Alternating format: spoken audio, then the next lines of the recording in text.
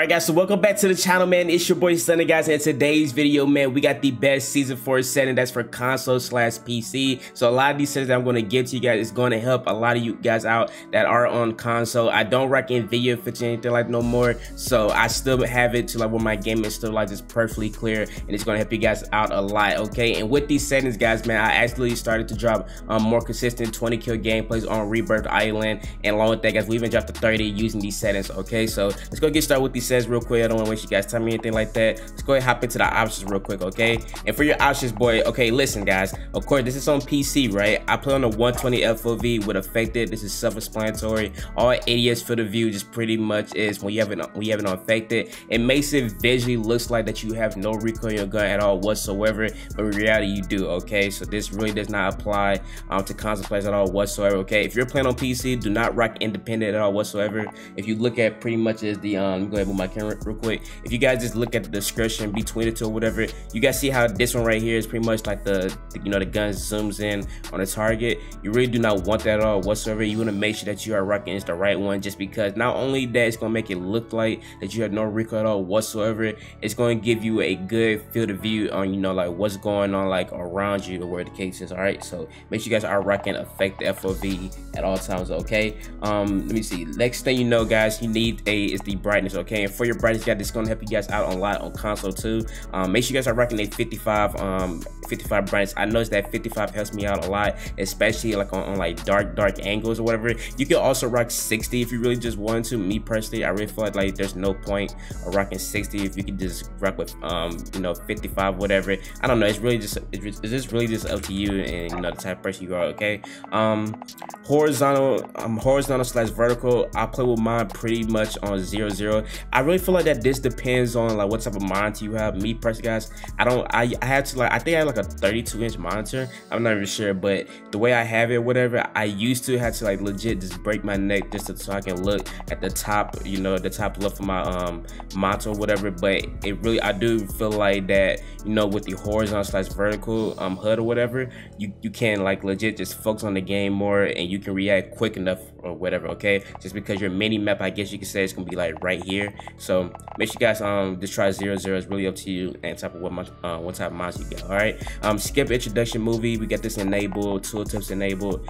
Subtitle disabled. Do not play on subtitles on. I don't know why people do that. All it does is just block the the view of the game or whatever. So don't rock subtitles at all, in my personal opinion, okay? Now listen, guys, if you guys are wondering how is my game so beautiful, why does it look the way it do, and this is exactly why. The door Nopia, okay? Make sure you guys are rocking the door Nopia colorblind type. It's going to help you guys out a lot, man, trust me. Once you guys rock door Nopia type and you put it on both, your game just going to legit stands out. It's going to look very, very beautiful, okay? I know some people have theirs like on disabled or whatever, but be honest, guys, disable really just doesn't look right at all whatsoever.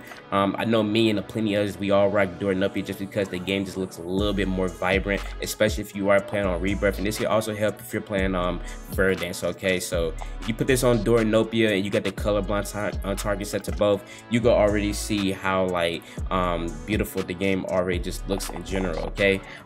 Demand texture streaming, we got this on disabled. Minimap shade square, minimap rotation enabled. We got this set to off, disabled. Got the text chat, profanity filters, dismember, and gore face all on enabled. This is pretty much my HUD right here, which you guys see right with between FPS, latency, and also packet loss. I got this stuff set on enable and disable. It really does not matter what you guys put. All right, for your graphics, guys, okay? So me personally, guys, I play on full screen borderless. Reality, you're supposed to play on full screen, but since I don't have a dual PC setup, I play on full screen borderless, just so I keep on tapping in and out or whatever the case is. But if you guys do have a dual PC setup, or if you just don't record at all, you really just play the game for fun, you are on PC, make sure you guys are playing on full screen, okay? And make sure that you are playing at your highest screen refresh rate, which mine is 144, okay? Render resolution, I play on 100. There's no point of bumping this to like 110 or the highest you can go at all whatsoever, just because you will notice that you will start to get like input delay. I'm not sure how it is for keyboard and mouse players, but I just know for controller players that if you try to bump this up like the highest it could go, whatever, you do get like a little bit of input delay, all the good stuff. So we do not want that. All right, Sync every frame with VSync. We got this stuff set to disable. This can kill your frames by a lot. Make sure you guys are not rocking VSync at all whatsoever. My custom frame rate unit, I got my gameplay custom frame rate unit as I'm playing a game whatever at maxed out 300. But as you guys see, when I have my stuff set to like menu or out of focus custom frame rate unit, this is all set to 60. Okay. NVIDIA highlights, make sure you got this set to disabled. NVIDIA reflex low latency, I recently just moved this to enable plus boost, just because I really feel like that my controller legit just has less input delay. So make sure you guys are rocking this right here. You can also rock enable. I really feel like, me personally guys, I really feel like that enable plus boost, I don't know, maybe I might be tripping about this, but I do feel like that these two are legit just the same. I don't know, it feels the exact same in my personal opinion. Okay. For your display gamma, now listen guys, so sRGB, as you see right here guys, right, sRGB is pretty much just for like monitors, but with the 2.4 BT, I'm not sure if console players has this option for display gamma, but make sure you guys are playing this with TV. I really do feel like that when it's like set on TV or whatever, the game just kind of looks a little bit more vibrant and a little bit clearer. The game just overall just looks better. Okay, so make sure you guys are rocking this right here. Streaming quality, man, I got this set on low. Texture resolution on low. Texture filter, this is on low. I got everything pretty much just set on low. The only thing I got on set on high is pretty much just the particle quality, just because I did notice personally, it's just that if you got this particle quality set on low for your own PC, from a distance, the game is gonna look like a little bit, just like a tiny bit, like very, very blurry. So you guys do not want that at all for whatever reason. Make sure you guys set this on high. Bullet impact and spray enabled. Test selection is disabled. We got demand texture on disabled. Shadow map resolution, we got this on low, but the only thing that we got on enabled is the cashy spot shadows and the cashy sun shadows.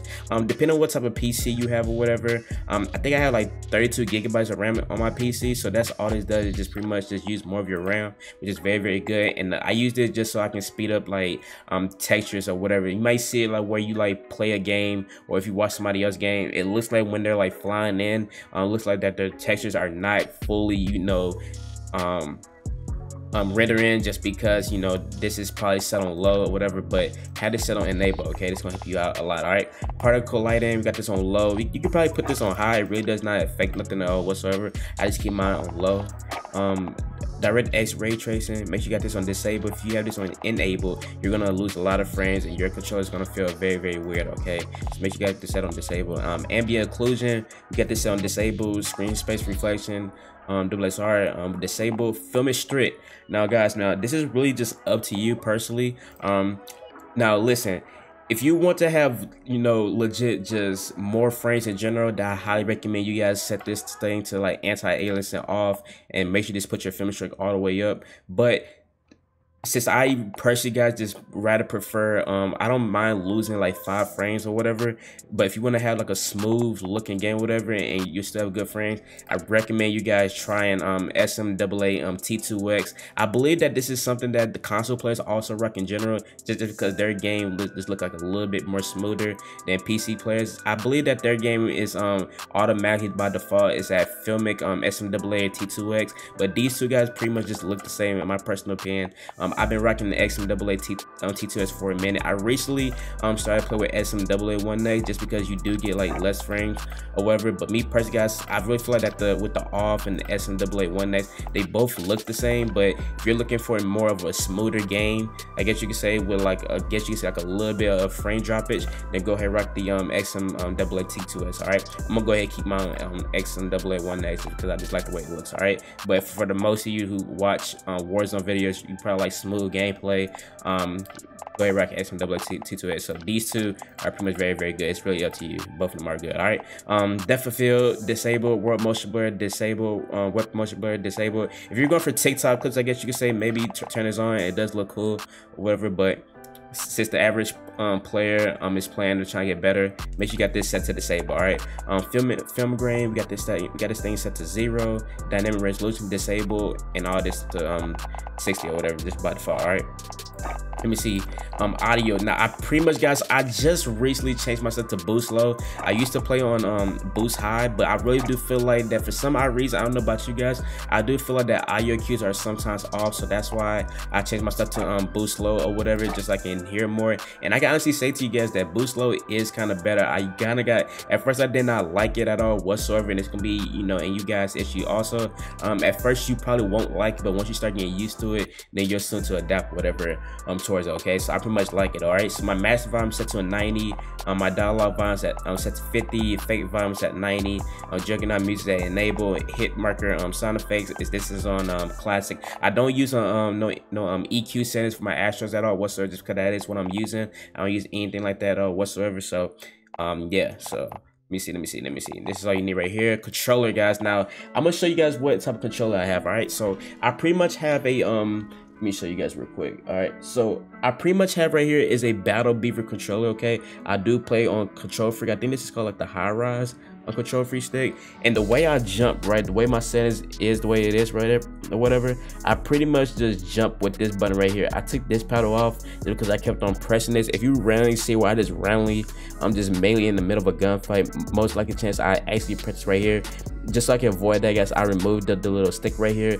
So I'll only use like this right here, this little button for my Battle Beaver, just so I can jump and all that. Okay, so let's go ahead and switch the camera back real quick. For my controller, guys, I am playing on tactical flip, stick layout, default, invert vertical, which is on disabled. My dead zone, guys, is at 0.03. Now I can tell you guys right now, I feel like that the best dead zone pretty much has to be like a 0.03 to a 0.07. I don't know. I really feel like that I react way faster with a 0.03 dead zone. Maybe I'm just tripping. I'm not sure. My horizontal / vertical sends, guys, I start reckoning a 6 hit sends, and this is why you guys see where I'm like very accurate. A lot of you guys sometimes accuse me for having like aim lock or whatever. It's weird, but display 6 hit sends, guys, and it's gonna help you guys a lot. Okay, my ADS sensitivity on low zoom, high zoom, I technically as of right now, guys, I rock a 1 for both. I used to rock a 90 for both, but I did reach the switch to 1. My aim response curve type, guys. Now listen, guys, I made a TikTok video about this on like, you know, what is better, dynamic or linear. Now listen, guys, this depends on like the type of person you are. Okay, now hear me out, guys.